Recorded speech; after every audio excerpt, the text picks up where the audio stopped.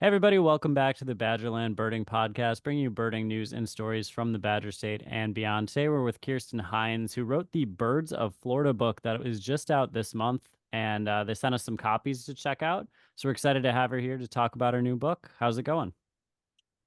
I'm good. Thanks for having me. Yeah, of course. And you mentioned that you're actually in Maryland right now. I So tell us am a little bit why that is. because I know Florida well, and it is hurricane season. Yeah, Florida becomes a lot of people leave Florida in the summer, and we specifically leave really when the worst of the hurricanes are about to hit, which generally is kind of August, September, October, and so we just take off for that time period, and we come to Maryland instead.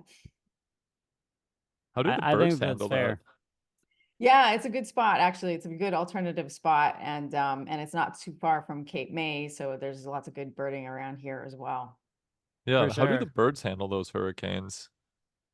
Well, I mean, one hurricane brought, I believe, flamingos all the way to you guys, It right? did. It That's sure true. did. Yeah. So you end up with a lot of vagrants after storms, a lot of things that are blown in.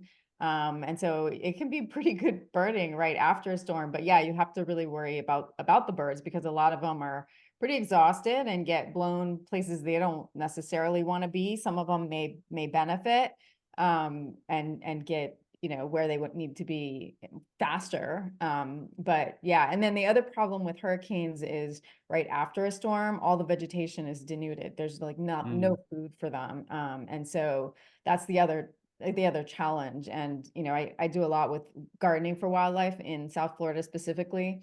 And that's one of the things I say is, you don't really need feeders in South Florida because we have so much vegetation all year round, except after a hurricane. And that's one of the few times I say you definitely try and put out feeders at that point because there's just nothing there and it'll take time to recover. That's interesting. And that process continues to happen over and over and over and over again as more and more Yeah. hurricanes come. So that's very fascinating. Yeah. Yeah. No, it's Is there a big mosquito boom after a hurricane because there's all that standing water?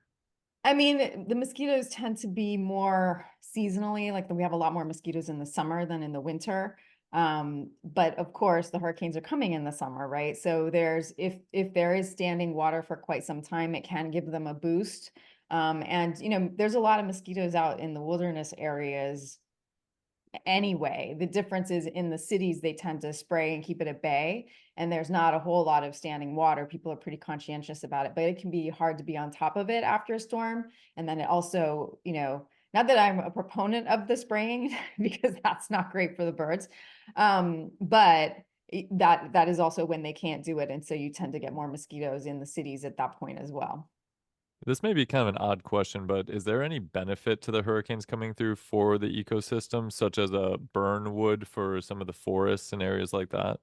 Yeah, so I mean, Southeast Florida in particular and the Keys, I mean, it's part of the Caribbean really, and those are hurricane adapted. Those forests, those habitats are meant, I mean, they're used to it, and our mangroves, Mhm. of course, those are all used to that system. So it's part of what maintains the forest there. In fact, most of our forests, especially in the Caribbean areas, the pines are fire maintained, but the tropical hammocks, which are more like what you would find in the Caribbean, those don't burn. And so the hurricanes really are part of what's helping the succession there with the plants.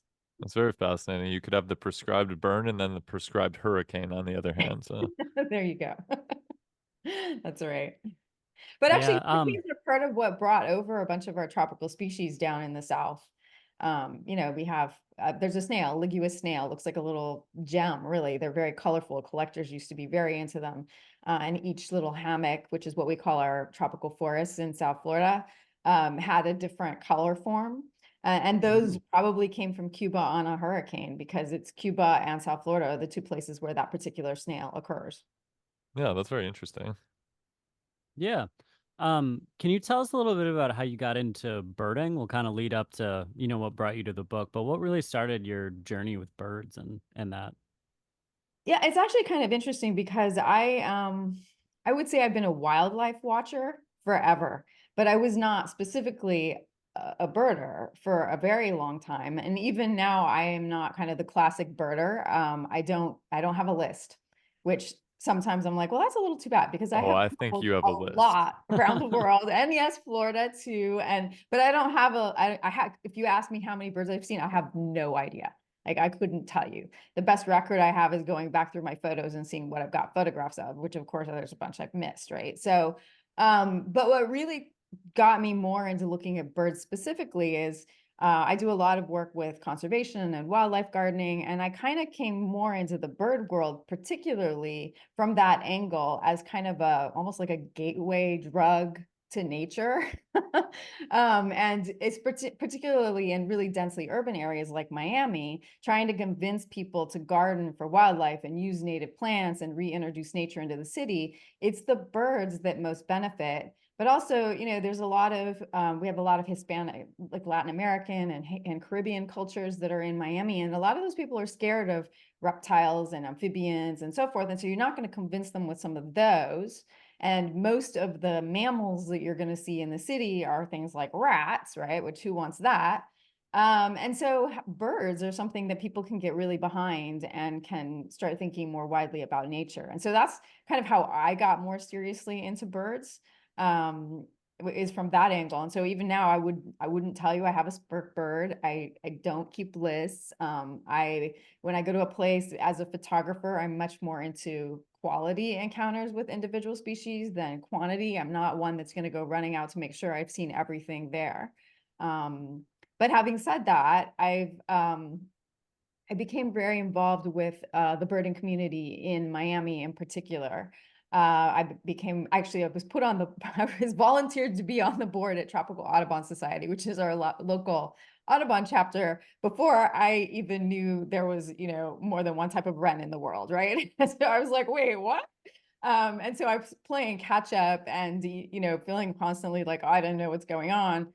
But meanwhile, spending a lot of time with people who were very serious birders, and also Tropical is very known for being a very powerful conservation organization as well. And so it was kind of blending those two is what part of got me into the birds.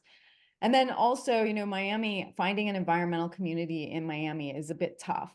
And so I helped form a women's birding group called the Phoebes, which is all about connecting women in nature. And it was really about trying to reach people who had not paid attention to birds before. And that really is where this book came from. I was working on a coffee table book that actually just came out last year called Wild Florida, an Animal Odyssey, which is all about the natural history of wildlife in Florida in general. And it was a heavy photography project. And then the editor from Bloomsbury in the UK reached out and said, we're going to be starting this new series of Birding America through the Helms guides. And we want to do a book in Florida. And it was right when the Me Too movement was really picking up during the pandemic.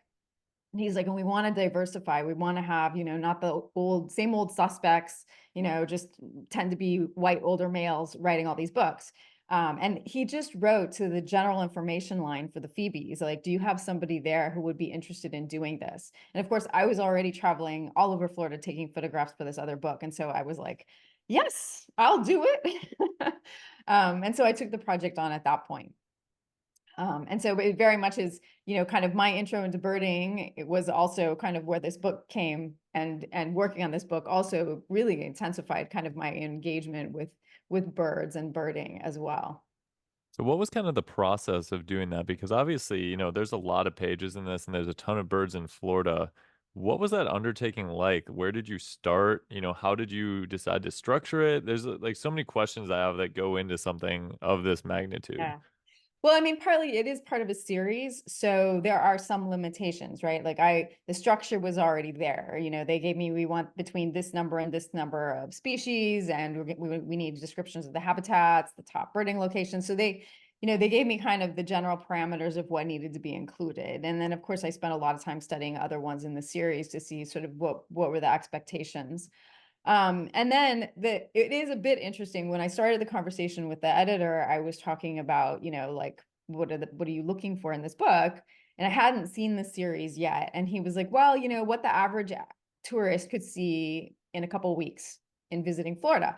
So in my head, I'm thinking, okay, like 200 species, like frankly, I probably already have that. So yeah, no big deal. And then I got the contract and they wanted like 300 plus species. And I was like, oh, wow. Okay. So we're getting into like rarities and like, that's a little more than I was expecting. So at that point I realized it was going to be a little more work than I thought. My husband told me later, he was like, oh, when you signed that contract, I knew it was an impossible job. I can't even believe, and he didn't tell me this until I had submitted all the materials. He's like, I can't believe you did it. Like, There was the quiet belief, I like to think, in the background, being like, she'll get it done. I think that they took it as yeah. a tourist who was going to do nothing but birding for the 2 weeks they were there. Yeah, no, exactly. So I started thinking about at that point, like, okay, so realistically, of course, all of the, the most common birds obviously have to go in there. But then there's some wiggle room with what you do after that. And so what I chose to do was things that are relatively easy. So there's not a whole lot of pelagics in here because that takes an extra effort to go do pelagics, right? Yeah, that could be its So own book separately, probably. absolutely. And also one of the limitations of this kinds of series is you can't get into all the nuances of, say, gulls or, warblers, or even really that Mhm. they have so many different types of plumages. Yeah, it's like, sorry to cut you off a No, second no there, worries. but I just wanted to show kind of what each one was like. It's a very small, digestible look at the bird. So obviously the field guide itself, the size of it is more like pocket size, I would say, which can be really helpful. So the Yeah, you gotta have space, some pretty big pockets to fit the fit yeah, it yeah. in. I mean, Like, maybe I like don't a know if I'd trench say Backpack coat. kind pocket of size. book. You Yeah, got a yeah, trench coat. backpack Yeah, yeah, size. exactly. But that's to anybody who's watching the video version, that's what the inside looks like there. So you can kind of get a look. So it's got a some of two species on a page with photo and a little description. Did you take every photo that's in here? Because I did. I didn't think Wow, I that's saw any impressive. other authors on there. So I pictures know obviously I look, wrote all of it and I did all the photography. yeah, And normally when you pick up this kind of book in the back, there's like a photo credits that goes on and on and on. And so that was part of how I wrapped my head around the initial contract was, well, worst case scenario, I'll have to just reach out to other photographers and put some of their photos in there. But then when I got to the end, I was so close that I was like, oh no, it's going to be all my photos. yeah, the So photos look really good. Was there a particular species that was just really hard to I photograph, or was one just gonna that ask, I was gonna was say like when the you were last getting one that down I to the just can't wire, get? yeah, were you Um, like, okay, I need to make a special trip to get the ideal photo of these 5 species? It seems like it could be a movie or something. Well, there was actually one. Well, first of all, there are a couple nemesis birds that ended up not going in there because I never managed to photograph them. One Wait, was which ones? American woodcock, which, Oh, okay. Well, to be fair, is not. It doesn't get down into South Florida really. It's more Central and North Florida, and even at that, it tends to be down there in winter only. They're not displaying. They're mostly seen as shadows or just the absolute accident is pretty rare. But I spent a whole lot of time chasing that damn bird, and I saw some shadows flying at night, and that was as good as I got. And there was one site in particular that drove me crazy because eBird was reporting like there was a ton of them there. And then I got there, and I think the person must have mistaken a Wilson snipe for it because there were huge flocks of Wilson snipe that I scared of walking through this field, and not a single woodcock. And I was like, and the pipits were the other one where I was like, I'd get to the field, like literally I'd see a report come up and I'd get there within like half an hour and there'd be like nothing. Mhm. And again, this is another bird that's, some winters it gets there in decent numbers, super rare that it would get into the south. And, it's not one of the like, oh, this is a reliable bird to see. But anyway, neither of those two ended up making it in because they were just impossible. But I did have, sort of last migration season in the spring, and I had like a handful of things that I still needed. And I took one of my Phoebe birding friends with me into the Keys. And we had like our kind of short list that we were like, okay. And it included some, kind of tough ones like Kentucky warbler, right? And so we were, working and working, and worm eating warbler was another one that's kind of rare in just passed through in migration. That's it. And these were on my hit list, right? So I had started off with a pretty big list and kind of whittled my way down, and was just down to these like last few migrants. And that trip ended up being a really good one. I got all kinds of stuff. And I think my favorite story really was we were at Fort Zachary Taylor in Key West, which during spring migration can get, well, spring migrations in general, but particularly spring can get quite good. And we'd spent all morning there.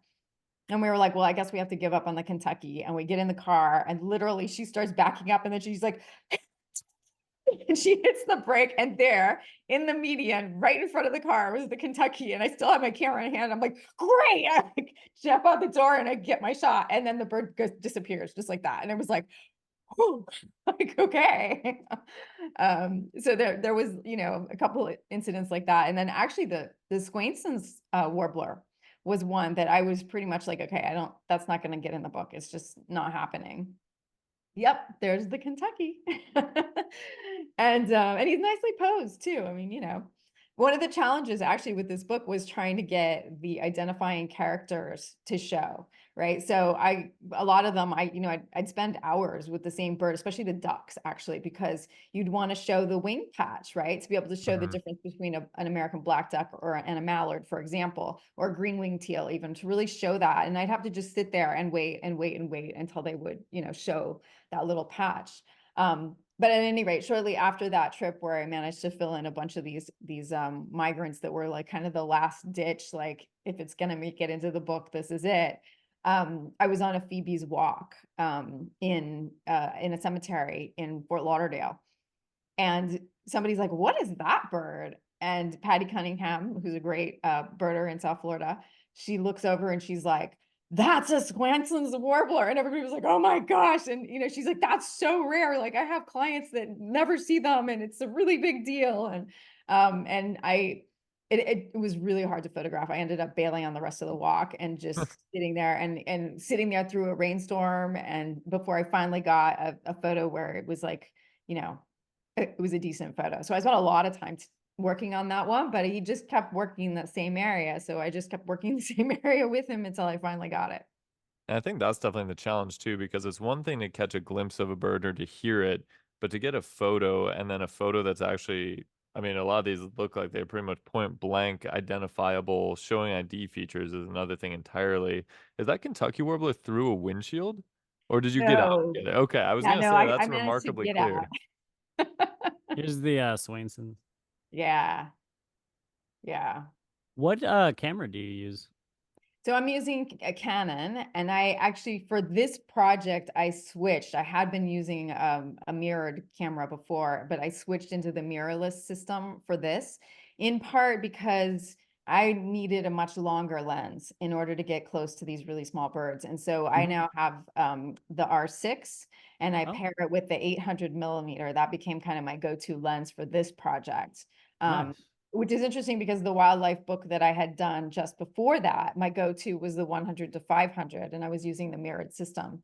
But you just really, with these small birds in particular, and trying to pick up those little traits in a way that people can really see it in the photographs, I needed to be so much closer. And so I got into that. I don't do well with tripods. I'm a biologist by training. And so and in fact, I'm a herpetologist by training, right? So I spent a lot of time noosing lizards. And so I know how to sneak through the woods. That's how I get close to the things I want to photograph. So I'm not, carrying around a whole lot of extra gear just doesn't work for me. And so that 800 millimeter lens that I could actually handhold became really important for this project. Yeah, absolutely. So obviously having to do this, having to learn about every species, we kind of experience the same thing when we make videos. We do a lot of research.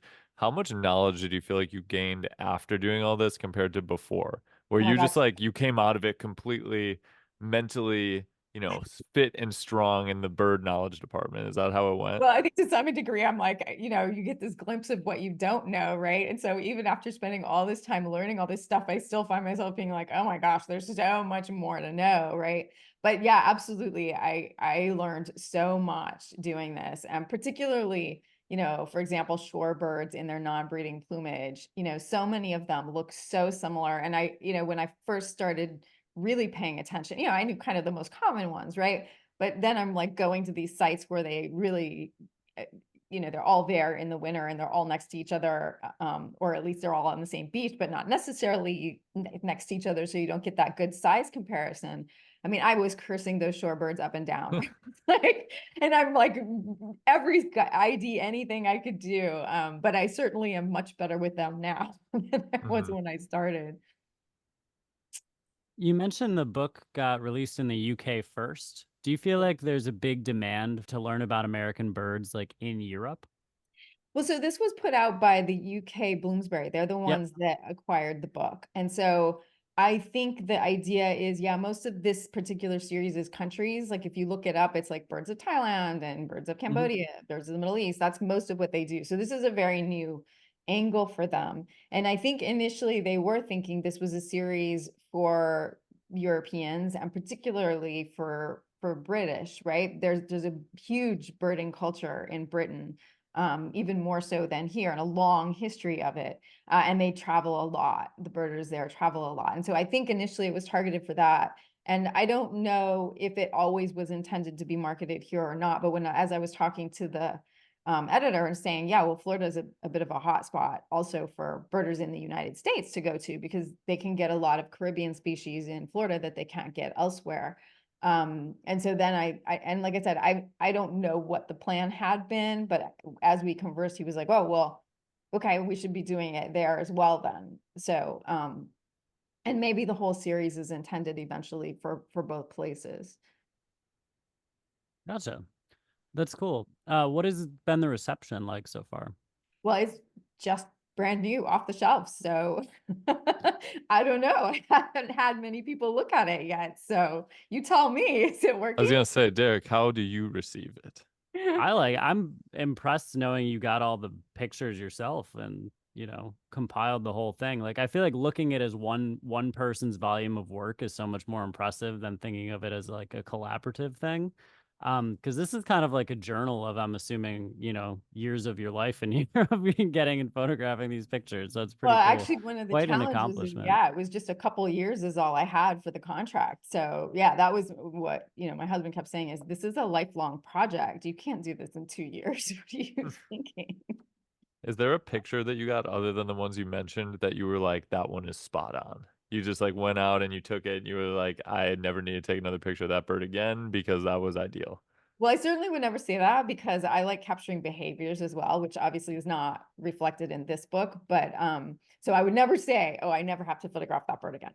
But having said that, the roseate spoonbill, I had a different picture placed, and it was an okay picture, and it was in the wild, but it had a fence behind it. Because there's these great wild rookeries that occur in, like, this one was at the St. Augustine Alligator Farm. Right. So it's, yeah. But if you look at the bottom picture now, it's a brand new picture. And it's one that I actually sent in right before it went to press. I said, can we switch out that other picture? And this one was just, this one was in such perfect breeding plumage and no destruction, no, background noise and whatever. And it's just such a beautiful bird. So to be able to see it and to have captured it, and it was literally, I was like, the other picture was fine. It would have worked. But it was like, this is just such a better picture. So it's one of this also fresh in my mind because it's like, that was, one of the last changes I made. Yeah. On the other hand, I feel like I have to ask this too. Is there one that you wish you could spend more time getting a different photo of? Oh, I mean, there's several of those, and I'm not going to tell you which ones because I don't want you picking them out. But yeah, there's several that, I'm a perfectionist. And so there's several that I look back on and I'm like, I wish I could have gotten that better, or it's Mhm. darker than I would have liked, or, it wasn't perfect lighting, or, there's several like that. Yeah. Yeah, well, overall, it's very impressive. Like Derek said, the fact that each photo in here is yours is, really a testament to how much effort you put into this. And from the times I've spent looking at it, all the photos to me look very clear and very good. So, you did a See, that's marvelous why I didn't job want with to that. tell you which ones I don't like. Well, So, having done this, what are your favorite birding destinations in Florida? Like, if someone was to go to Florida, which places do they have to go? we Yeah. argue about this a lot, surprisingly. Yeah. Oh, yeah. Yes. Yeah. Well, I think one of the things you have to appreciate about Florida, and I think people who don't live in Florida, they just think of Florida as tropical. But in fact, the Panhandle is a temperate biodiversity hotspot for all of North America. So a lot of our temperate species are really concentrated in the panhandle, and likewise, some of the stuff that you find everywhere else in Florida doesn't occur there. And so one of my favorite places was St. Mark's National Wildlife Refuge, because I could get a lot of those things that living in Miami were species that were really, really hard to find. But I could go to St. Mark's National Wildlife Refuge, which is, the panhandle, you don't appreciate how big it is either. It's a huge drive across the panhandle. So that was kind of like the quickest, easiest way for me to get into panhandle birds. And it's just a great site. There's always all kinds of stuff there. There's various habitats without me having to do the full trek all the way across the panhandle. So that became one of my go-tos for the panhandle and temperate species in particular. Although also ironically, my flamingo ended up, I'm not sure if the pictures in this book, definitely the other book had pictures of flamingos from there, from St. Mark's. The first flamingos I saw in Florida were in St. Mark's, which is completely unexpected because normally and historically they would be in the Keys. But there was a rogue bird that had gotten loose and just moved in and was at St. Mark's, and reliably, it was like the best flamingo to see. Pinky. Yes. Oh, Yeah. it was Pinky? Yeah, Yeah. me and my friend took a trip from Louisiana to go see him, so I can confirm St. Mark's is a really cool spot. It's in What one. temperate birds are there? Like, what are some of the ones you can't get in Miami, but you can get there? Yeah. Well, chickadees, titmice, Oh, okay. uh, juncos, like those kinds of birds that in, average backyard in the US are like really common birds. Yeah. They don't occur in Miami area. Nice hardy Midwest species. So yeah, there's a whole bunch of stuff, and a lot of the wintering ducks, they don't get down into the Everglades as much as they used to because it doesn't get as cold as much. And so some of the temperate duck species also you would find up there. Or another spot that was one of my go-to spots that also does have ducks and things as well, is Merritt Island National Wildlife Refuge. That's another really good spot. And of course, the Everglades is really unique. And it's not just the Everglades; it's the kind of all of those reserves down there. So it's Everglades National Park, Big Cypress National Preserve. There's several state parks attached to that as well. That whole area is incredible, and that's where you find things like the wood stork and the roseate spoonbill. And actually, in winter, you can see several different species of kingbird there, including the tropical and the western. Scissor-tailed flycatchers are there. Sometimes you get vermilion flycatchers there as well. So that whole area is, of course, really special also. And then in migration in particular, and especially spring migration, Dry Tortugas National Park is really hard to beat. And also Dry Tortugas has 4 or 5 species of breeding tropical birds that occur nowhere else within the continental United States. So that's pretty special from that perspective. I think that's the one we hear about the most, that people say when you go down there, you have to hit dry tortugas. I think it's probably number one that I hear about. Yeah, it can be hard to get to though, especially during migration. The seas can be really rough. I Um, heard getting to the Keys can be tough too, because I heard there's like one road that goes back and forth. Is that accurate? yes, it gets really ugly if there's an accident or if Mm, there's a hurricane, mm, having that one access, but it's actually not normally that bad. I mean, normally if you just, try to avoid weekend rushes, and it's not that bad. I can get to Key West from Miami in 4 to 5 hours oh, normally. cool. Yeah. And it's a pretty straightforward drive, actually. Is there a location you think is overrated in Florida? I mean, no, I don't think so. And I will say another spring place that's easier to get to is Fort DeSoto Park, and Mm. it's just a little county park in the Tampa area. But no, I mean, there's not been. I mean, I think what's sad is there's a lot of development in Florida, and that's really putting a lot of strain on the protected areas. But the flip side is there's been a whole lot of new emphasis on stormwater treatment wetlands, which are basically being run by the water utilities companies. And those have become these incredible oases in the cities and are some of the best birding. One of them that's more popular and well known beyond Florida is Cotahuasi wetlands. And then part of what it's known for is there's a huge rookery that goes there every spring, that occurs there every spring. And it includes, actually is one of the places where the neotropic cormorant, which is very rare, especially as a nesting species, it's new and it's rare, can be found there. But you get hundreds of nests of ibis and hingas and cormorants and all the different herons and egrets and occasionally wood storks. So it's and there's a boardwalk that goes through it. You can get within just a few feet of these nests and watch, chicks being fed and birds, squabbling between the nests. And so that's been a really nice new development that's really worked out well. Yeah, that sounds incredible. Oh, it's amazing. I take with people who've never been birding before, I often will start them there, and it's impossible to not be impressed. Yeah, absolutely. Yeah. So I think I saw on your website you've been to all 7 continents, correct? All Right. 50 states, Yep. and then a number of different countries. What are some of the, well, let's start with states first. Like, what are some of the states that stood out to you as maybe being underrated or just kind of blew you away outside of Florida? So in terms of underrated, let's see. Well, that's an interesting question. For example, I've heard people say like Idaho is really cool, but you don't hear a lot about Idaho, like that kind of thing. Yeah, yeah. Um, I mean, I will say that a lot of these I visited when I was young. Mhm. I really enjoyed Oklahoma as a kid. Yeah, Um, we enjoyed Oklahoma too.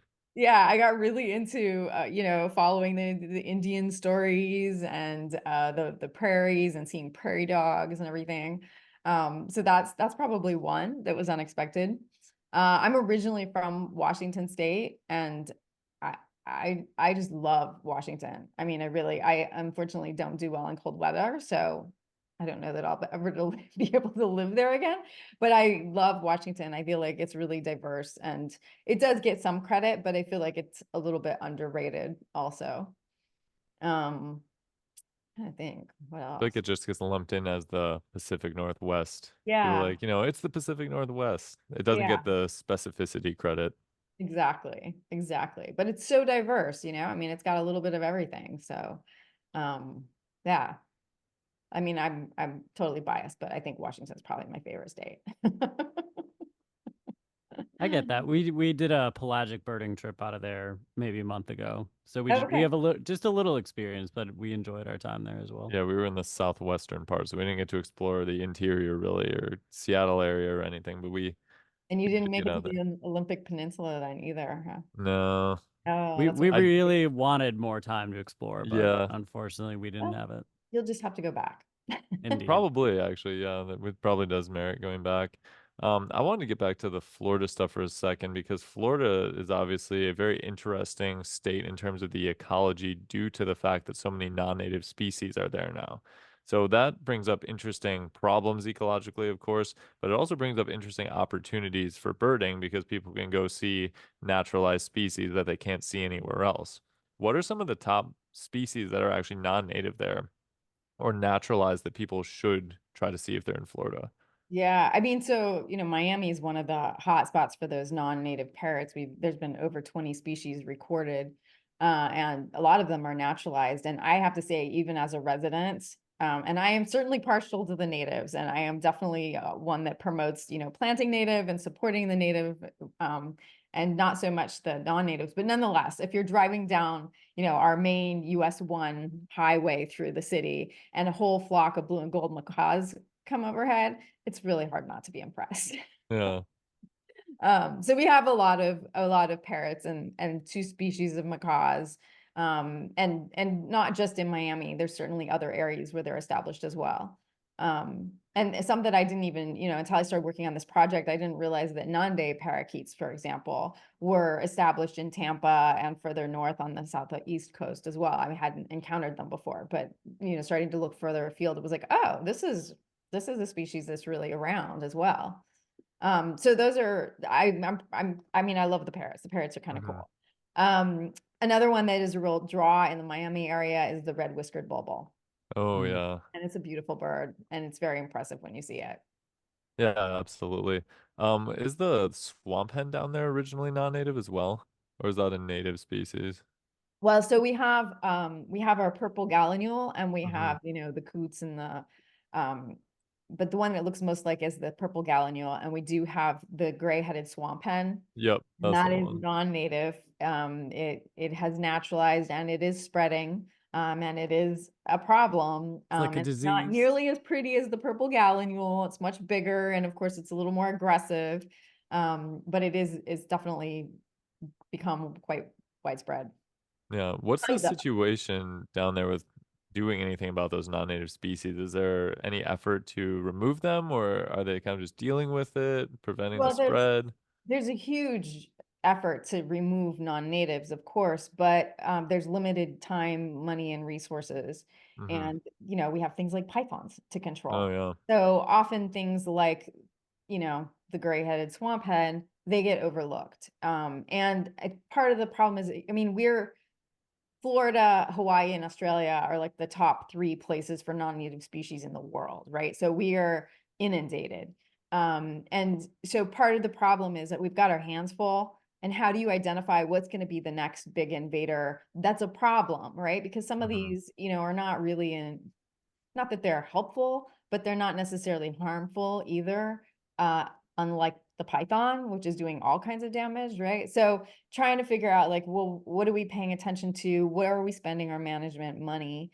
Um, Egyptian geese has become a big, in terms of Hmm. birds, a big problem. And it just started off as, a handful of birds in golf courses in Miami. So who cares, right? And Mm-hmm. now it's a huge problem. And there just wasn't, there just aren't the resources to stay on top of all of it. And certainly there's still a lot of attempts to manage all of these, pythons included. But it's a lot. And once they hit a certain population level, the chances of really dealing with them is really slim. Yeah. Is it true that when it gets cold, the iguanas fall out of the trees? It is indeed. I've always been curious about that because I've heard that they will like hit people or like they'll fall in the water or stuff. And when it warms up, are they just fine again? Yeah. So actually the last couple Christmases, and it's funny, it's been Christmas Day each time.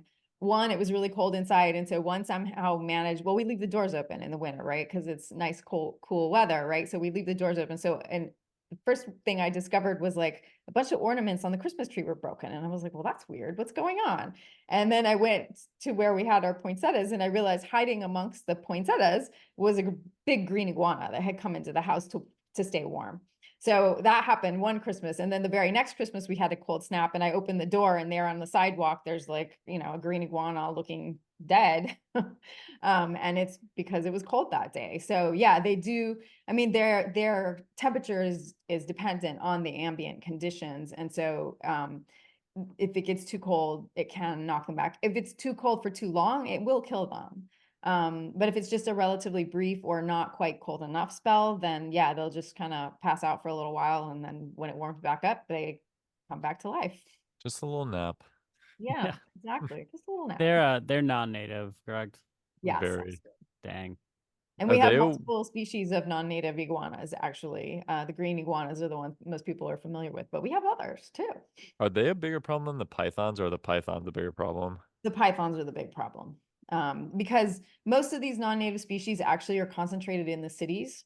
But the pythons are concentrated in the Everglades and it managed, conservation areas around there and in those wetlands. And part of the problem is these pythons are from Asia and they're from that habitat. They evolved with that habitat for millennia.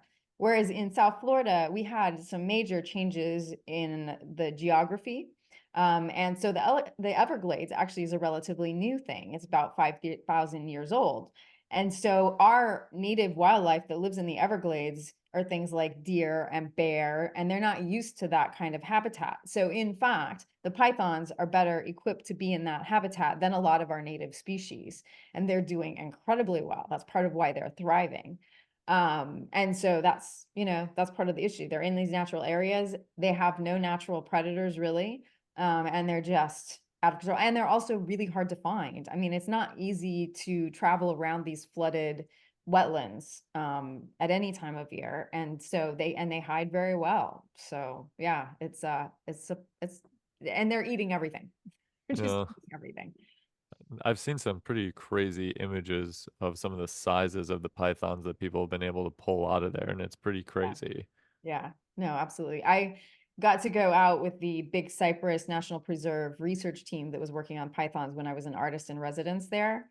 And it was stunning. They were running an experiment, and they had these males radio tagged. And we were looking for one that had a tag on it. And we spent, you know, well, over half an hour looking for this thing. There were like 20 of us. We could hear the beeping. We knew we were right on it. And we finally figured out that it was underwater, wrapped Oh, around a cypress tree. And it Wow. stayed that way for a good half an hour as we were talking about it while we were there. So it's they're very secretive. They're very hard to find. Even when you know they're right there, they're hard to find. yeah, that's certainly problematic. Going back to native species, so we'll go back to a happier topic. What are some of the top natives to find in Florida that may be more South Florida endemic? You know, if somebody's going to Florida and they said, I don't have any of the native species from Florida, where would you tell them to start? What are the most important ones to get? I mean, I will say one of the things I did in this book is knowing that most people from other places are don't have on their list of the tropical species. I did try to bulk more on that side of things. So I included the temperate things, of course, but I also, when we got really into the rarities, I tried to emphasize more the tropical stuff because I figured that's what people think of and why they would want to come to Florida. The roseate spoonbill and the wood stork are kind of obvious ones. Those are iconic Florida species.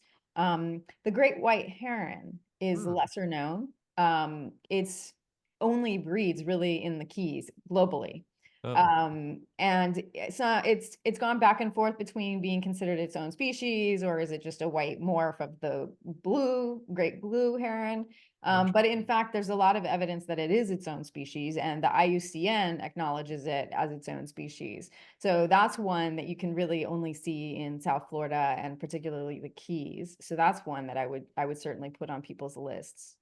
Um, a lot of the single page spreads I intentionally chose for Florida species that were special to Florida, and not 100%, but I did try and tilt it in that direction. Of course, our only endemic full bird species, is the Florida scrub jay, which you Hmm. would find in the central portion of the state. And that's actually a really unique habitat. Also, it's an endemic habitat, Florida scrub.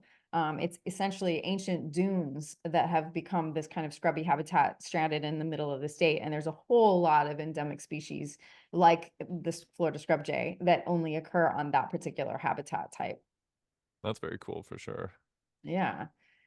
And other ones that are tropical you would find down in sort of the southern Florida, particularly southeast and the Keys, would be a mangrove cuckoo, Mm. which is a Caribbean species. Frigate birds, magnificent frigate birds. You can see them coastally over most of Florida, but particularly in more tropical areas. Let's see, black whiskered vireo, white crowned pigeon. I don't know, there's a lot. Yeah, that's why it's so exciting. That's It why is, it's it such a is. cool place. It has so many special species. It feels like a lot of the states, they don't have a lot of extra things that you can't get somewhere else. You know, like if you go to Minnesota, you'll get similar things to Wisconsin, you'll get similar things to Ohio and Michigan. But then when you go to places like Florida, it's just so drastically different because of how south it is and the proximity to the ocean, of course. So it's an Actually, exciting place. I think that was one of the things that was really interesting to me working on this book. Things like the mottled duck and the limpkin. I didn't realize they were Florida specialties, until I started working on this book. And then I was like, oh, wait, the limpkin really doesn't get out of Florida. Like, that's a Florida thing. Like, how funny. I didn't know that. To me, it's a backyard bird. Like, not exactly, but you know what I mean? Like, you just don't know what's unusual until you start looking at the greater context. And this book inspired me to look at the greater context for all of these birds. Yeah, you're like, you mean they don't have these everywhere? Yeah, exactly. Like, oh, that's unusual. Okay. Yeah, it's Yeah. funny you bring up the And Limpkin too. Oh, yeah. I bet you were gonna say that, Derek. Yeah, Or we last year we had like a Limpkin invasion. So they actually did like pop up in different places. They thought because the apple snail spreading, so they Limpkin started showing up in like Louisiana because they had the apple snails. but they actually then expanded into the east and the north. And so we actually had a couple in the state, and we And Yeah, it was thought that, really cool. yeah, we thought they were going to come. It was going to be like a yearly thing when we have this like eruption of limpkin, but it hasn't really happened again in numbers this year. But it was pretty wild to see limpkin. how Um, interesting.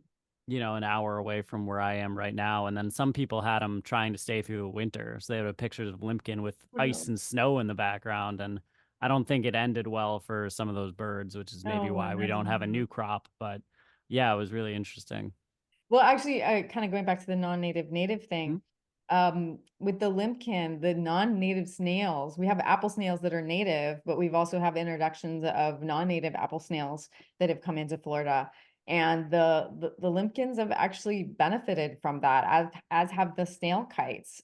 So it's actually provided a new food base. And of course, there's all kinds of downsides to it, but the upside is that these species are able to eat that new prey type. So, like, at least someone's benefiting from it. Yeah, exactly. Yeah, snail kite is one I really think of when I think Florida too. Yeah, no, it That's is. a really cool one. Are they pretty much only in Florida? Well, so it's a special subgroup, but they're more widespread out in the Caribbean and Central America. Gotcha. Yeah. And a lot of these are. A lot of them are, we have our own, well, the crested caracara and the burrowing owls, right? We have our Mhm. own subspecies of them in Florida that used to be part of that wider population, but they've been separated in Florida for so long, that now they're their own little group. Like we Yeah. have our own, the Florida grasshopper sparrow is a Mm. non-migratory endemic that occurs in that central Florida dry prairie habitat. And it actually at one point was one of the most endangered birds in the nation, certainly within the state. And they put a lot of effort into trying bringing it back. And then the Cape Sable seaside sparrow is another subspecies that only occurs at this point in the Everglades and is quite endangered. Hmm. Yeah. A lot of really cool stuff in Florida. Yeah. Where's the best place for people to pick up a copy of the book? I mean, they can get it wherever you get books now on these days. You can get autographed copies off my website. Awesome. We'll put a link in Um, the description for people to check that out. yeah, that would be great. And I will say I prefer if they buy it either from the publisher or from a local bookstore as opposed to Amazon. Sure. Amazon really doesn't get much back to the authors. I believe that. Yeah. That doesn't surprise me. So, Well, yeah. cool. Thanks so much for taking the time, Ryan. Did you have any more questions? No, I just want to say again, I think it's awesome that you did all of the photography and writing in that book. It's really great. Very excited to have a copy, especially since we're, like I said, trying to take a trip to Florida at some point, in Yeah, I the don't know. not too I don't know distant about you, future. Ryan, but So, this made me really excited to go check out the Florida birds again. yeah, I was already pretty excited, but now I have something that can kind of showcase which ones we really want to go see. So, No, I that's saw awesome. you Well, were, hopefully when you come back, your books will be all tattered and torn because they've been out with you. well, what I need is the author's signature on it someplace. So, There you go. Well, like I said, tell me when you're down and we'll make that happen. fantastic. Thank you so much for having me. It's been a pleasure. It's been a lot of fun. Yeah, awesome. Well, thanks so much. And thanks everyone for watching this episode of the Badgerland Birding Podcast.